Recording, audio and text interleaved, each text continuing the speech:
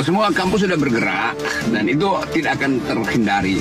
Dan genderang perang sebenarnya sudah ditabuh tuh. Ini saya udah dapat banyak undangan dari kampus-kampus, itu penanda bahwa akan ada lagi ya kuliah-kuliah kritis itu yang kemarin tertunda tuh.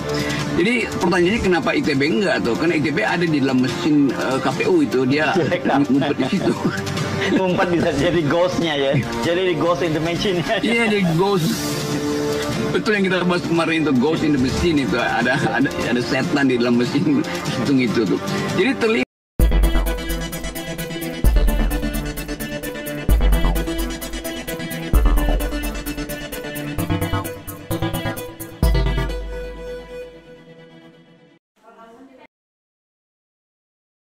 lainnya, dan tidak ada kata menyerah atau lemah, hanya berjuang untuk menang. Jangan takut dengan intimidasi, jangan takut dengan ancaman-ancaman dari aparat manapun. Hanya satu kata, lawan. Saya lihat mulai misalnya aparat kepolisian aneh-aneh, jangan takut. Saya siap mati untuk melawan kezaliman ini. Termasuk Tentara Nasional Indonesia tidak boleh berpolitik. Itu undang-undang yang ditetapkan menurut kepentingan dan kehendak rakyat. Saya ingatkan atas nama saya, anggota Komisi 1, tolong jangan main-main merusak demokrasi rakyat dengan mengeblok media sosial, terutama yang dilakukan oleh Kominfo. Sejak awal saya minta Menteri Kominfo kalau menjadi partisan salah satu capres lebih terhormat mundur. Assalamualaikum warahmatullahi wabarakatuh. Kawan-kawan sekalian, tentang isu tentang tentang pemilu ya. Hari-hari ini masih, dan kritik terhadap proses pemilu kemarin belum berakhir. Ini masih datang dari berbagai perguruan tinggi selain dari masyarakat yang kita lihat, dan nanti kritik untuk memperbaiki proses demokrasi dan memberi pelajaran terhadap rejim Jokowi hari ini yang dianggap terlalu culas dalam artian petik, cawe-cawe di dalam pemilu sehingga menyebabkan pemilu jadi rusak karena image-nya dianggap intervensi dan terjadi kecurangan yang tentunya berdampak terhadap kemenangan Prabowo Subianto. Ditambah lagi dengan bahwa dianggap bahwa Jokowi menggunakan fasilitas negara dan aparatur negara termasuk ASN dan fasilitas negara lain termasuk dalam kaitan masalah bansos itu dalam rangka mempengaruhi masyarakat untuk secara tidak langsung memberi arahan pilihan terhadap Prabowo Gibran, di mana Gibran adalah putra sulungnya Jokowi sendiri, sehingga itu dianggap tidak independen dan itu merusak tatanan demokrasi mulai dari awal di Mahkamah Konstitusi sampai di KPU dan seterusnya sampai kepada voting. Nah, dalam kali ini saudara sekali kita tampilkan pernyataan keras dari Universitas Islam Indonesia menyusul pandangan para guru besar akademisi di Universitas Gajah Mada beberapa waktu lalu, kemudian kemarin di para guru besar akademisi se-Jabodetabek ya, yang berkumpul di Fakultas Kedokteran UI Salemba yang melahirkan deklarasi Salemba itu, saudara sekalian. Kemudian kali ini kita coba ikuti apa yang disampaikan oleh para akademisi ya Universitas Islam Indonesia Yogyakarta ini, yaitu dengan judul Pemilu 2024 Terburuk Sepanjang Sejarah, Jokowi Pembunuh Demokrasi. Itu judulnya yang kita ambil dari Gelora News pada tanggal 15 Maret 2024. Saudara, marilah kita bacakan dan dengarkan apa yang disampaikan para akademisi atau guru besar ini. Universitas Islam Indonesia menyampaikan pernyataan sikap terkait kondisi politik dan demokrasi Indonesia setelah pemilu dan Pilpres 2024 pada 14 Februari 2024. Pernyataan sikap ini disampaikan bersama oleh Profesor Ilmu Media dan Jurnalisme Profesor Dr. Rer SOS Mas Duki SAG MSI kemudian ada Profesor Ilmu Hukum Profesor Ridwan SH, SM Hum, kemudian perwakilan pimpinan jurusan program studi, Ketua Jurusan Program Studi Hubungan Internasional Karina Utami Dewi. Ada juga kemudian ada perwakilan alumni, jurnalis Tempo Pito Agustina Rudiana, Wakil Dekan Bidang Sumber Daya Fakultas Hukum Dr. Sri Hastuti Puspitasari, SHMH, dosen jurusan Arsitektur Dr. Insinyur Revianto Budi Santoso, M.Arts, Ketua Dewan Perwakilan Mahasiswa DPM UI, M. Rafsan Zani, dan Rektor UII, Profesor Dr. Fatul Wahid, ST, MSc, PhD, PhD. Saudara, pernyataan sikap dibacakan oleh Fatul Wahid. Fatul mengatakan sejak awal pemerintahan Presiden Jokowi, tanda-tanda kematian demokrasi sudah terasa. Namun saking halusnya tanda tersebut, tidak banyak yang merasakan. Saudara, penciptaan segregasi sosial sejak tahun 2014 hingga sekarang dengan label kadron yang kempret versus kampret terbukti menjadi sarana ampuh untuk melumpuhkan struktur demokrasi. Komisi Pemberantasan Korupsi KPK dikebiri, pengkritik pemerintah dibawa ke meja hijau dan bahkan dijebloskan ke balik jeruji besi. Aktor masyarakat sipil dibayar menjadi loyalis sok sejati. UII menjelaskan upaya membunuh demokrasi lainnya adalah tindakan main kasar konstitusional. Sebagai contoh, amandemen terhadap Undang-Undang KPK, Undang-Undang tentang Pertambangan Mineral dan Batubara, dan Undang-Undang MK, serta pengesahan Undang-Undang Cipta Kerja yang seakan-akan dilakukan secara konstitusional. Padahal yang terjadi sesungguhnya adalah manipulasi jalur dan mekanisme konstitusi. Kasarnya permainan itu dilanjutkan dengan memunculkan gagasan 3 periode dan perpanjangan masa jabatan presiden tanpa pemilu, kata Fatul.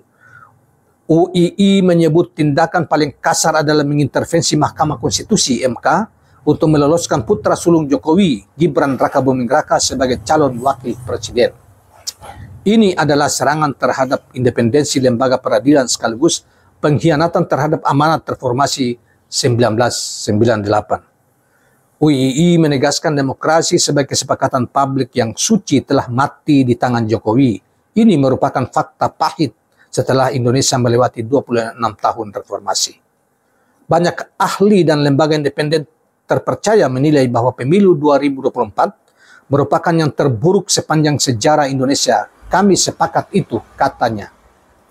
UII menambahkan di permukaan pemilu 2024 tampak damai dan aman. Namun di balik itu, pemilu 2024 telah dimanipulasi oleh elit politik yang bekerja sama dengan kelompok oligarki untuk memperdaya masyarakat demi dukungan elektoral. Pemilu sebagai salah satu pilar utama demokrasi telah ambruk dan sekadar menjadi sarana pelanggaran kekuasaan politik dinasti Presiden Jokowi. Jelas Fatul melihat situasi di atas UII sebagai kampus yang lahir sebelum kemerdekaan Indonesia dan menjadi pelantang reformasi 1998, memiliki tanggung jawab moral dan historis untuk terus berjuang menegakkan Indonesia agar berjalan di atas dasar konstitusi dan menghormati hak asasi manusia. Saudara sekalian, di antara pernyataan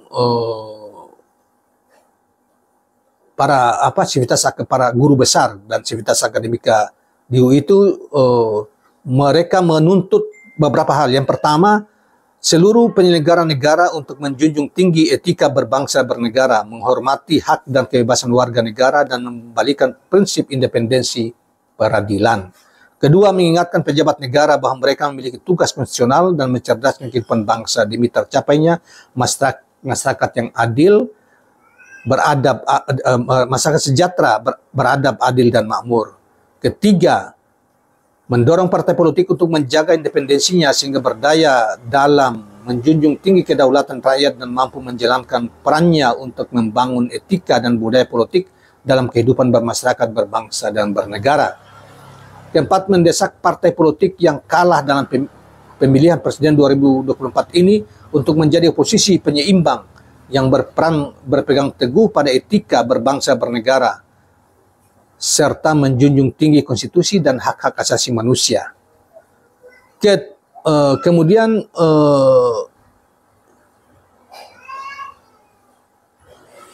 dengan menggunakan hak angket dan mencari langkah politik dan hukum lainnya sebagai penghukuman terhadap Presiden Jokowi yang terbukti mengkhianati reformasi 1998 dan telah melakukan praktik korupsi kekuasaan secara terbuka. Mengajak seluruh elemen masyarakat untuk kembali sadar memboikot partai politik yang menjelma menjadi penghamba kekuasaan dan uang serta terang-terangan mengkhianati tugas utamanya sebagai pelaksana kedaulatan rakyat. Kemudian keenam, meminta lembaga-lembaga negara sesuai tugas seperti Komisi Pemilihan Umum, Badan Pengawas Pemilihan Umum, Dewan Kehormatan Penyelenggara Pemilu DKPP dan Ombudsman Republik Indonesia (ORI) untuk mengusut semua kecurangan pemilu termasuk yang dilakukan Presiden Jokowi pada masa sebelum, ketika dan sesudah pemungutan suara. Pemilu harus menjadi sarana menghasilkan pemerintahan yang absah atau legitimate. Dan ketujuh dan yang merupakan terakhir, menyerukan kepada aktivis masyarakat sipil untuk melakukan pembangkangan sipil dan menolak menjadi bagian dari kekuasaan yang direbut dengan berbagai muslihat tuna etika, tidak beretika. Secara khusus kami menyeru para tokoh kritis nasional untuk bersatu dan membuat oposisi permanen melawan rejim politik dinasti yang menjadi predator, pemangsa dan pembunuh demokrasi di Indonesia. Demikianlah pernyataan sikap ini digerakkan oleh hati nurani kami dan kesadaran anak bangsa yang melihat praktek kebangsaan dan bernegara semakin jauh dari nilai-nilai keadaban. Nah, saudara sekalian, itulah 7 poin pernyataan sikap dari Civitas Akademika Universitas Islam Indonesia UII di Yogyakarta kemarin, dan itu jauh lebih keras dan saya kira sama kerasnya juga seperti yang dilakukan oleh para akademisi Jabodetabek, mau termasuk juga disampaikan oleh UGM, dan mungkin akan 1-2 hari akan menyusul terus-menerus dan akan menyerukan supaya melakukan perlawanan terhadap rejim yang korup, rejim yang menyalahgunakan kekuasaan dan melawan konstitusi dalam rangka untuk mengembalikan Indonesia kepada rel yang benar. Itulah kira-kira yang bisa kita tangkap dari apa yang disampaikan oleh para Civitas Akademika UI ini. Demikianlah kawan-kawan sekalian, mudah-mudahan bermanfaat dan mencerdaskan.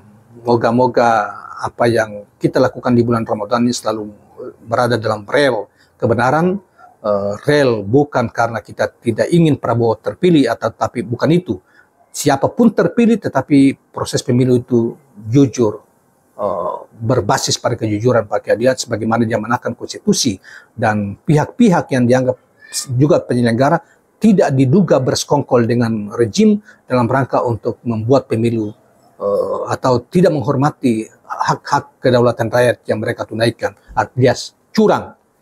Nah, oleh karena itu tugas kita adalah sebagai muslim tentunya, walaupun dalam bulan puasa, menggunakan kalimat kata-kata kita, suara kita untuk tetap menyuarakan kebenaran, tentunya kebenaran dalam konteks kehidupan bernegara, berbangsa dan bernegara. Tapi kalau ada, apalagi ada alasnya di dalam kitab suci Al-Quranul Karim, misalnya alladzina amanu jahadu fina lanahdiyan lakum subulana.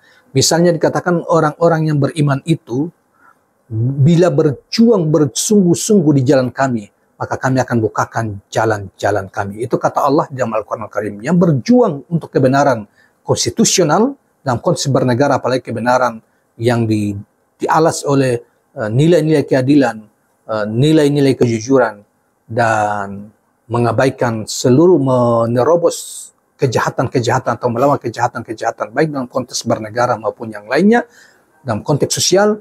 Itu tugas kita sebagai orang-orang beriman, muslim, sebagaimana yang diingatkan oleh ayat tadi, bahwa mereka yang beriman, yang bersungguh-sungguh berjuang di jalan Allah, dan itulah jalan Allah, salah satu jalan Allah untuk berjuang di jalan kebenaran, maka kami akan bukakan jalan-jalan kami. Mudah-mudahan ini mencerahkan saudara sekalian. Bagi kita semua, jangan lupa subscribe, like, dan share channel ini. Assalamualaikum warahmatullahi wabarakatuh.